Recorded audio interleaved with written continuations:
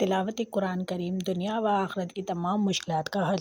تلاوت کرنے والے خوش قسمت افراد کے لیے فضائل قرآن پاک میں مشغول رہنے والے کو دعا اور ذکر کرنے والوں سے زیادہ دیا جاتا ہے۔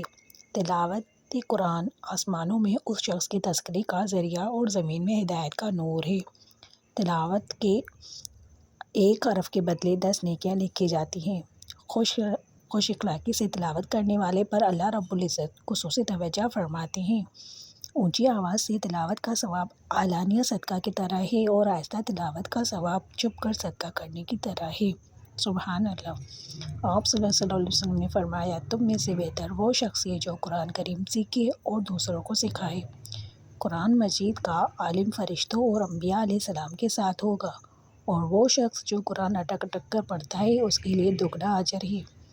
قیامت کے دن قرآن حافظ سے کہا جائے گا، قرآن پڑھتا جا اور جنت کے درجوں پر چڑھتا جا۔ سبحان اللہ۔ قرآن مجید کے عالم فرشتوں سے کہا جائے گا، قرآن پڑھتا جا اور جنت میں چڑھتا جا۔ کثرت سے تلاوت کرنے والا پختہ حافظ قرآن قیامت میں معزز فرشتوں کے ساتھ ہوگا۔ سبحان اللہ، سبحان اللہ۔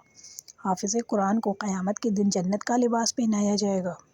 تمام کلاموں پر اللہ تعالیٰ کے کلام کی فضیلت اس طرح ہے جیسے اللہ تعالیٰ کی اپنی مخلوق پر۔ سبحان اللہ۔ جس کے دل میں قرآن کریم کا کچھ حصہ بھی نہیں، وہ گھر ایسا ہے جیسے ویران۔ قرآن پاک پڑھنے اور اس پر عمل کرنے والے کے والدین کی قیامت کے دن ایسا تاج پہنایا جائے گا جس کی روشنی سورج سے زیادہ حسین ہوگی۔ سبحان اللہ۔ آپ صلی اللہ علیہ وآلہ وسلم نے فرمایا، اللہ تعالیٰ بندے کی کوئی چیز اتنے غور و محبت سے نہیں سنتا جتنے غور سے اس کی 2 رکعت نفل نماز سنتا ہے۔ بندہ جب تک نماز میں رہتا ہے، نیکی اس بندے کے سر پر سایہ بن کر رہتی ہے۔ بندے کسی عمل سے اتنا قرب الہی نہیں پا سکتے جتنا قرب کلام یعنی قرآن پاک کریم کے ذریعے پا سکتے ہیں۔ جس نے رات کو 100 آیات کی تلاوت کی، وہ اللہ تعالیٰ کے فرمانبردار بندوں میں لکھا جائے گا۔ سبحان اللہ۔ قرآن کریم پڑھنے والے لوگ اللہ والے اور اللہ تعالیٰ کے خاص بندے ہیں۔ آپ صلی اللہ علیہ وآلہ وسلم نے فرمایا، تلاوت قرآن ضرور کیا کرو کہ یہ زمین میں تمہارے لیے نور، آسمانوں میں تمہارے لیے نیکیوں کا ذخیرہ ہوگا۔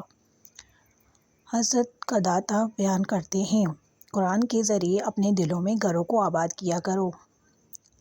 صاحب قرآن کو زیب نہیں دیتا کہ وہ کسی جھگڑنے والے سے جھگڑے، اور نہ ہی یہ مناسب ہے کہ جاہل کے ساتھ جاہلوں کیسی بات کرے، حالانکہ اس کے دل میں اللہ تعالیٰ کا کلام ہے۔ بے شک یہ قرآن کریم اللہ تعالیٰ کی رسی، چمکتا دمکتا نور اور ہر روگ و پریشانی کا نفع بخش علاج ہے۔ بے شک بے شک۔ آپ صلی اللہ علیہ وآلہ وسلم نے فرمایا، قیامت کے دن روزہ اور قرآن دونوں بندوں کی شفاعت کریں گے انشاءاللہ۔ حضرت ابو ہریرہ رضی اللہ تعالیٰ عنہ فرمایا کرتے تھے، بے شک گھر میں قرآن کے پڑھنے جانے سے گھر اپنے اہل کے لیے کشادہ ہو جاتا ہے، اور اس میں فرشتے حاضر ہوتے ہیں اور شیاطین اس کو چھوڑ کر جاتے ہیں۔ اس کی خیر و برکت بہت زیادہ ہو جاتی ہے۔ بے شک وہ گھر جس میں قرآن پاک نہیں پڑھا جاتا، وہ اپنے اہل کے لیے تنگ ہو جاتا ہے، اور فرشتے اس کو چھوڑ کر جاتے ہیں، اور اس میں شیاطین حاضر ہو جاتے ہیں، اور اس گھر میں خیر و برکت کم ہو جاتی ہے۔ بے شک وہ دل جس میں کتاب اللہ تعالیٰ یعنی قرآن پاک میں سے کوئی بھی چیز نہیں ہے، وہ ویران ہے، بالکل اس ویران گھر کی طرح جس میں کوئی رہنے والا ہی نہیں ہے۔ قرآن پاک کی فضیلت تمام کلاموں پر ایسے ہی ہے جیسے رحمان اللہ تعالیٰ کی فضیلت اس کے تمام مخلوقات پر۔ جنت کے درجات قرآن کی آیات کی تعداد کے برابر ہیں۔ بس جب اہل قرآن میں سے کوئی جنت میں داخل ہوگا تو اس کے اوپر کسی اور درجے کا نہیں ہوگا۔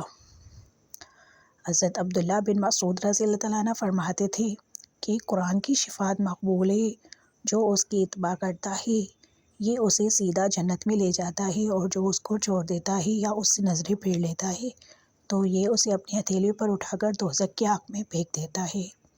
جس شخص نے سورہ بقرہ کی آخری 2 آیات رات کی تاریکی میں پڑھی تو وہ اسے قبر کی تاریکی میں کفالت کریں گی۔